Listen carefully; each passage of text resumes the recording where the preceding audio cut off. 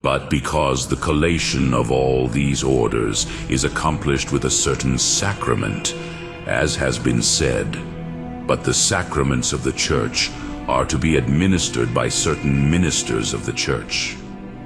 It is necessary that there be some superior power in the Church of some higher ministry, which administers the sacrament of order. And this is the episcopal power, which, even as far as the consecration of Christ's body is concerned, does not exceed the power of the priest. Yet it exceeds it in those things which pertain to the faithful. For the priestly power itself is derived from the episcopal, and whatever is difficult about the faithful people is reserved for the bishops to deal with, by whose authority even the priests can do what is committed to them. Hence also in what the priests do, they use things consecrated by the bishop. As in the consecration of the Eucharist, they use the chalice, the altar, and the cloths consecrated by the bishop. It is clear that although the people are distinguished by different dioceses and states, yet just as there is one church, so there must be one Christian people. Just as, therefore, in one special people of one church, one bishop is required, who is the head of the whole people. So in the whole Christian people, it is required that one be the head of the whole church. Again, for the unity of the church, it is required that all the faithful should come together in faith. It is true that questions may be raised concerning the things of faith, but the church would be divided by the diversity of opinion, unless it were preserved in unity by the opinion of one. It is therefore required, in order to preserve the unity of the church, that there should be one who presides over the whole church. Now it is manifest that Christ did not fail in the necessities of the church, which he loved, and for which he shed his blood, when it is said of the synagogue by the Lord, "What else ought I to have done for my vineyard, and I did not?" Isaiah 5:4. There is no doubt, therefore, that from the ordination of Christ, one presides over the whole church. Still, there must be no doubt that the government of the church is best ordered, as it is arranged by him by whom kings rule and the founders of laws decide justly. Now the best government of a multitude is to be governed by one, which is evident from the end of government, which is peace. For the peace and unity of the subjects is the end of a ruler. But the cause of unity is more consistent with one than with many. It is evident, therefore, that the government of the church is arranged in such a way that one presides over the whole church.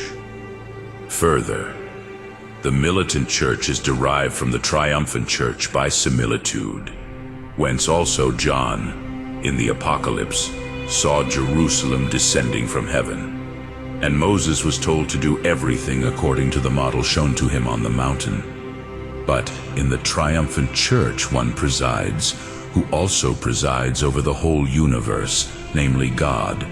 For it is said in Revelation 21:3, "They will be his people, and he will be their God with them." Therefore, even in the militant church there is one who presides over all.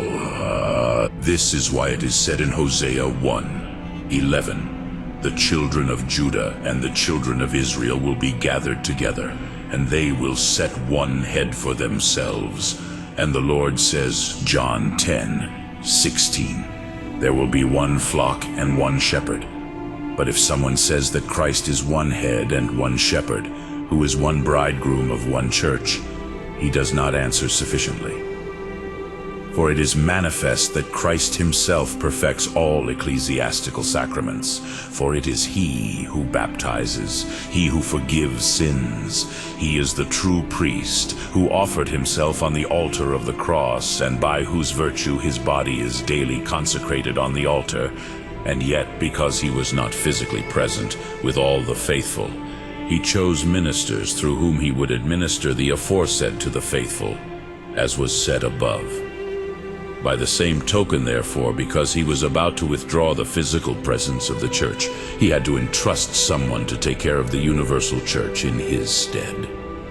This is why he said to Peter before the ascension, "Feed my sheep," John 21:15, 17, and before suffering, you turn again, strengthen your brothers, Luke 22:32.